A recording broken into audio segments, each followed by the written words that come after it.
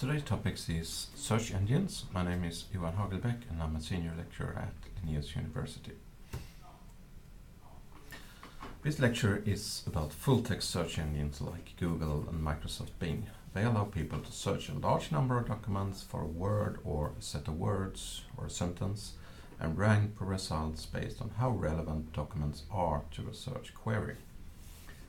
Improving these search engines is a very important area in computer science, and companies like Google, Microsoft and Yahoo spend huge amounts of money and resources in it.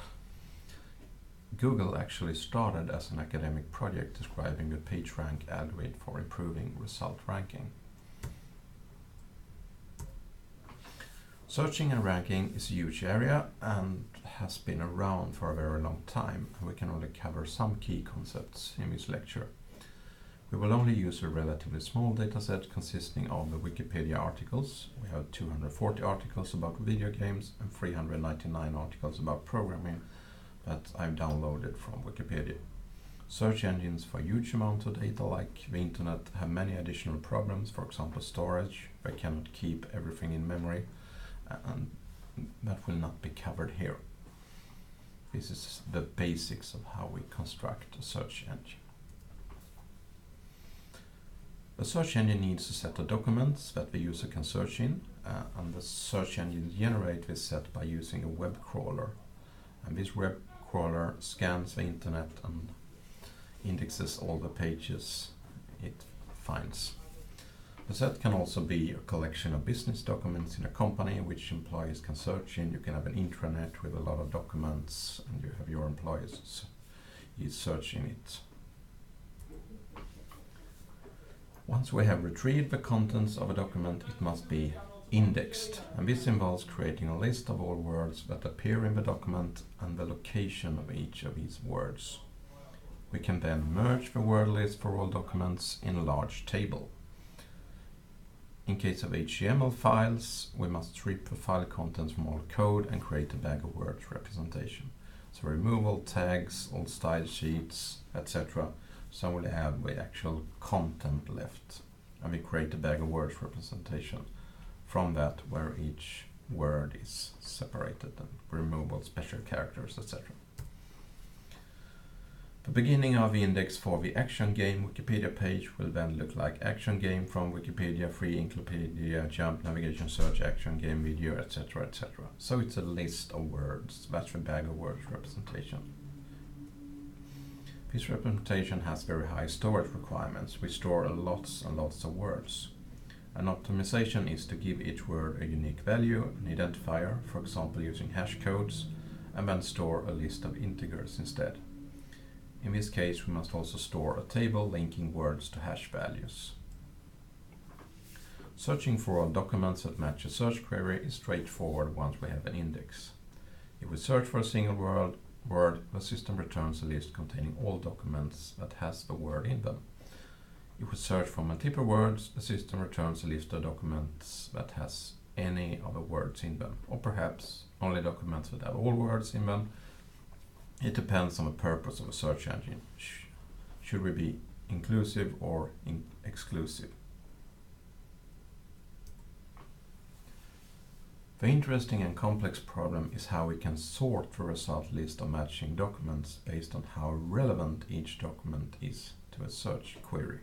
That's what we call ranking. To do this, we need to generate a numeric score for each document's relevance. And this score is typically a combination of several metrics. There are lots of different metrics that can be used, and we will only take a look at some of them in this lecture. A metric can also typically be tweaked to hopefully work better for a specific search engine. The first step is to build the basic structure of a search engine. First, we need to generate the index for all Wikipedia pages. We can store this in, for example, an SQL database, or for smaller sets like this one, in the main memory. In our example, we will generate the index when starting the system and store it in the main memory. The word list will be stored as integer values, so we need a mapping from word to values. And it looks like this. We have our pages database. We have a list of page objects, and we also need the hash maps that links words to their unique integer IDs.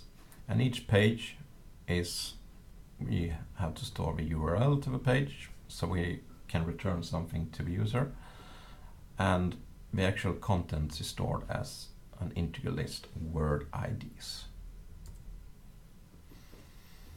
And we will have an integer counter that is increased by 1 every time we have to add a unique word. Instead of storing this counter and incrementing it, we can use the size of a hash map as counter. So we get ID for word and we send in a word. If this hash map already contains the word, we just return the ID. If it doesn't contain the word, we need to add the missing word to the hash map. So we create a new unique ID that is the size, current size of the hash map. And that size, of course, increases every time we add a new word, so it will always be unique. And then we put the new word into the hash map word with its unique ID, and then we return the ID. To generate the word list, we read the bag of words data files in the Wikipedia dataset file that you can download from the course web page. And we create one page object for each file in the data/words/games and data/words/programming folders. That's the contents of the actual pages. And the page object shall contain the URL to the page and the words in the page as an integer ID list. When searching for a query, we convert the search query to a sequence of word ID values using the getID for words method we previously defined. We then return all document that has any of the word ID values in the word lists. Now we have a search result. Next step is to actually sort it and rank the different pages based on how interesting they are or how relevant they are. So the first thing we can do when ranking is to order by content. The content-based ranking is the first approach we will use, and it is metrics that sort the search results based on the contents of each page. And we'll look at 3 different metrics: word frequency, document location, and word distance.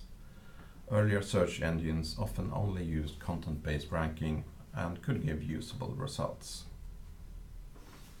The basic query structure code shall work like this. Create an empty list where we place the results for each page, calculate the metric value for each of the metrics used, normalize the metric values so all metrics are between 0 and 1, and calculate the final score that is a weighted sum of all normalized metric values. And the code can look something like this. So we have the query function and we send in our actual query string. Create a new empty list and some scores object. And when we calculate the score for each page in the pages database, so we iterate over all the pages in our database. And for each page, we calculate the frequency score, and we'll get back to that soon, and the location score. And when we store those in the scores variable, and when we normalize the scores using a normalization function, and then we generate the result list. We create a new list and we calculate the actual weighted score for all the different metrics we used: the frequency score, the location score, and then we add it to the result list. We sort the result list so we get the highest score first, and then we return the actual results. So that's the basic structure of our search engine. The normalization is important. We need all metric values to have a score between 0 and 1, where 0 is really bad and 1 is really good. The problem is that some metric functions give low values for good matches and others give high values for good matches. And we need a universal function that converts the metric value to a score between 0 and 1, regardless of if high values are good or bad. And the code for doing this can look like this. So here's our normalization algorithm. We send in the actual scores we want to normalize, and we also need to have a flag if small is better. So it sets to true if small values is better and false if large values is better. If small values is better, we must invert the value and scale it between 0 and 1. So first we need to find the min value of the array. So find the min value of all values in our array. And then we divide the min value by the score and avoid division by 0. So we always have a small number in case of 0. So we iterate over all scores, calculate the new score, that is the min value, divided by the max value of our scores, and in case we have 0, we set small value 0.00001. If high values is better, we just need to scale it between 0 and 1, so we find the max value of all scores in the score list, and then we divide each score by the max value, and then we have scaled it to between 0 and 1. So regardless of if we have a value that's where small values are best, or if we have high values are best, this normalization function will always return a value between 0 and 1, where 1 is the best score. The first thing we're going to use is the word frequency metric, and this metric scores a page based on how many times the words in the query appears on the page, and it works like this. We declare a score variable and set it to 0. We split the search query into a list of words. We might only have one word, or we can have multiple words in a search query. But for each word in the search query, we convert a word string to an ID integer using our hash map. And for each page in the database, we need to iterate over all words in the page, and we increase the score by 1 if the current word ID matches the query word ID, and then we return the score. So it simply calculates how often each word in the search query exists in each of the pages in our database. And by doing this, higher scores are better, because the more times the word appears, the better it is.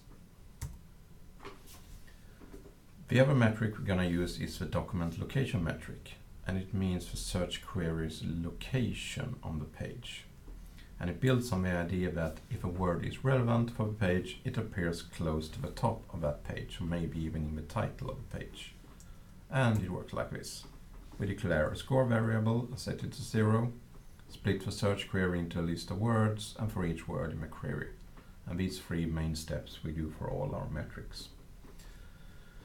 We convert the word string to an ID integer using our hash map, and for each page we need to iterate over each word in the page, and we increase the score by the current index of the word, if the current word ID matches the query word ID. So if we find the word at index 5, we increase the score by 5. If we find the word at index 10, we increase by 10.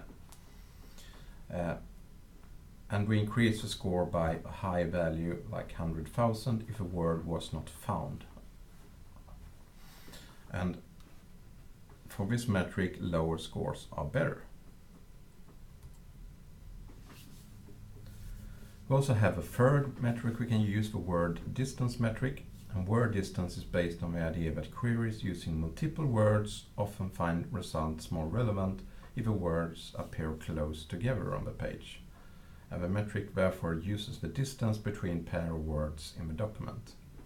And of course it can only be used if we have 2 or more words in the query. And it works like this.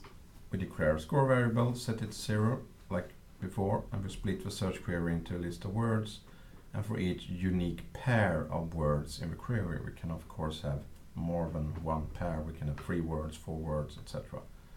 We find the location of word 1 using the document location metric that we just described, and we find the location, the index of word 2 using the document location metrics, and we increase the score by the absolute value of index word 1 minus index word 2, so we get the distance between the words. It doesn't care if word 1 is before word 2 or word 2 is before word 1, we just measure the absolute distance between them. If any or both words are missing in the document, we increase the score by a high value, like 100,000. because for this metric lower scores are also better. And this metric is quite heavy to calculate since there are several nested for loops. So we need to take care when we implement it. So which metrics should we use?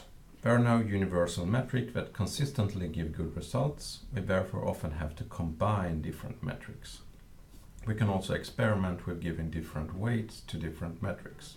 And the total score can, for example, be calculated as assuming the metric scores are normalized, of course. The total score can be 1.0 multiplied by word frequency plus 0.8 multiplied by document location, 0.5 multiplied by word distance. The other thing we can use to rank our search results besides content is order by links. This is what we call inbound link ranking, and that's another way of ranking search results. It's different from content-based ranking in that it doesn't use the contents of a page. Instead, it uses information others have provided about the page, more specifically who has linked to the page. The idea is that bad pages are less likely to be linked to, and pages with good content have numerous other pages linking to them. To do this, we need to slightly modify the code structure we previously has defined. Each page object now also must store all outgoing links from that page, otherwise we cannot calculate the inbound link ranking. So the page now must also have a list of links, and we store the actual links as strings because we don't have that many links compared to words, so we don't need to convert them to unique IDs. And in the dataset you download on the course web page, the links are stored in a separate file, in the zip file, containing the Wikipedia data. And we'll look at two ways of doing inbound link ranking: simple count and Google's PageRank algorithm. Simple count, as the name implies, the metric is simply a count of how many other pages that link to the current page, and it's quite easy to find. For each page, we iterate over all other pages and increase the score by 1 if the other page links to the current page. And this is how academic papers are often ranked. A paper is more important if many other papers reference to it. Using inbound links as the only metrics is of course not usable. It will not care about the search query at all, it only returns the page with most links to it. So it must be combined with content-based ranking. A drawback with simple count is that it treats every inbound link equally. Ideally, we would like to weight inbound links from high-quality websites higher, and this is dealt with in the PageRank algorithm. And this algorithm was first invented by the founders of Google and is named after Larry Page. Variations of it are now used by all large search engines and in many other types of systems. The basic idea is that every page is assigned a score that indicates how important the page is. The importance of a page is calculated from the importance of all other pages linking to it, and the importance score is then used to weight inbound links to a page. So the algorithm calculates a probability that someone randomly clicking on links will arrive at a certain page. And the more inbound links the page has from other popular pages, the more likely it is that someone will visit the page by pure chance. So if a user keeps clicking forever, he will eventually reach every page. But since users stop surfing after a while, PageRank has a damping factor of 0.85, indicating that there is 85% chance that the user will continue clicking from a page he is currently looking at. So, this is an example. We need to calculate the page rank for A, and we have 3 other pages, B, C, and D. They already have page rank scores, and we know how many links that go from each page. So pages B, C and D all links to page A, and they all have a PageRank values calculated. B also links to 3 other pages, and C links to 4 other pages, but D only links to A. So let's look at how we calculate PageRank. To get PageRank of A, we take the PageRank of each page linking to A divided by the total number of links on that page. The sum is then multiplied by the damping factor of 0.85, and we also add a minimum value of 0.50. So the PageRank for A is 0.15, the minimum value, plus 0.85, the damping factor multiplied, and then we calculate the actual values here. PageRank of B multiplied by divided by links in B, plus PageRank for C divided by links from C, etc. And that equals 0.15 plus 0.85 plus 0.5, that's PageRank of B, divided by 4, because B has 4 outgoing links, plus 0.7, that's C here, divided by 5, because C has 5 outgoing links, plus 0.2 divided by 1, because D only has 1 outgoing link. And then we keep calculating this value. We end up with a score of 0.54525, and that's the PageRank score for page A. And it actually turns out that D has the highest contribution to A, even if it has lower PageRank score than both B and C. And this is because it only links to A and therefore contributes all its score to A. So the contribution from D is 0.2, and the contribution from B is 0.125, and contribution from C 0.14. So here we see the importance of how many links that go out from a page, and how that affects the PageRank calculation. Now we see a problem, because the calculation of a PageRank score for a page is pretty straightforward. In our example, we already knew the PageRank scores of all pages linking to A, but what if you didn't know the PageRank score of B? And you can't calculate the score of B without knowing the scores of all pages linking to B. And if we create a new database of pages to search through for, we don't have any PageRank scores calculated at all. We don't know any of the PageRank scores. So how can we solve this problem? The solution is to set the PageRank score to an initial value, for example 1.0. And the PageRank calculation for each page is then calculated over several iterations. And after each iteration, the PageRank score for each page gets closer and closer to its true PageRank score. And the number of iterations depends on the number of pages in the set. And in our case, we have a rather small data set, so 20 iterations should be enough. The PageRank algorithm is rather time consuming, since we need several iterations to get close to the true PageRank scores. Fortunately, we can pre-compute the PageRank scores for every page and store in a table. And this is possible because inbound links ranking does not care about the contents of a page. Therefore, the PageRank score is the same no matter what the search query is. And the Wikipedia dataset consists of 639 pages, and running 20 iterations on my MacBook Pro laptop takes around 25 seconds.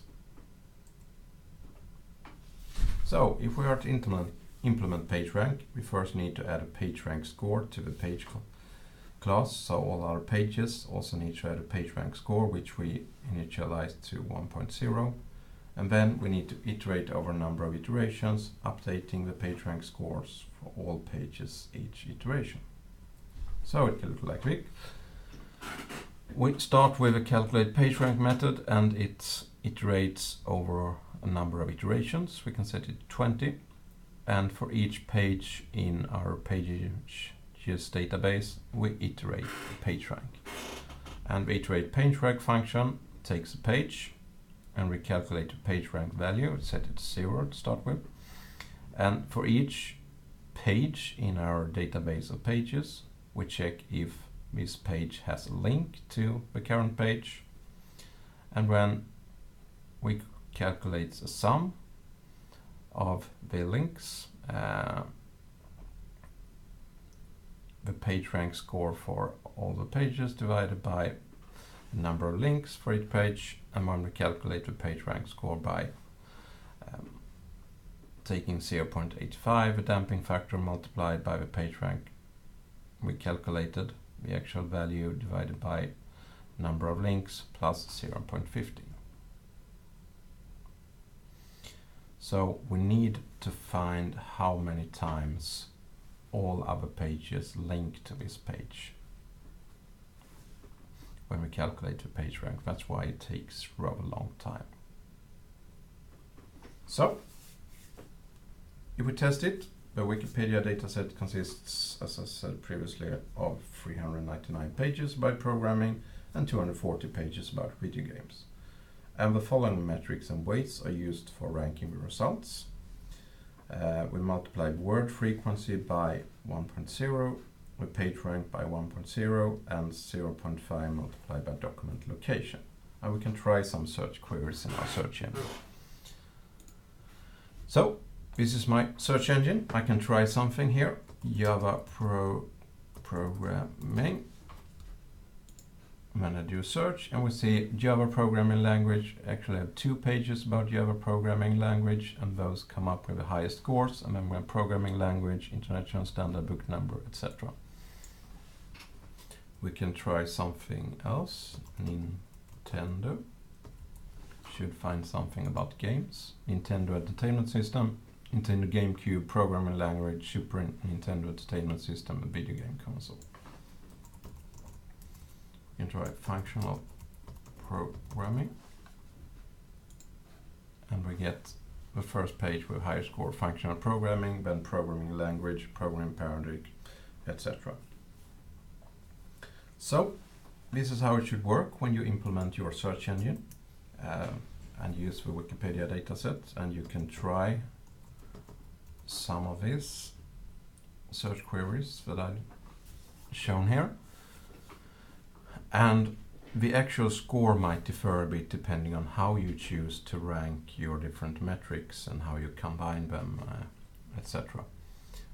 But it's quite easy to see if your search engine works, because you should get relevant results back. So if you search for Nintendo, you should of course get something from Nintendo Entertainment System and Nintendo GameCube. Of course, sometimes it can be some pages seems to not be very relevant, but it turns out that they actually are. Alan Turing will get Turing completeness, Alton programming algorithms, etc. So you can see that the search results are relevant for your search query. Okay, that's all I had to say about search engines. So now you should be ready to implement your own search engine. Thanks.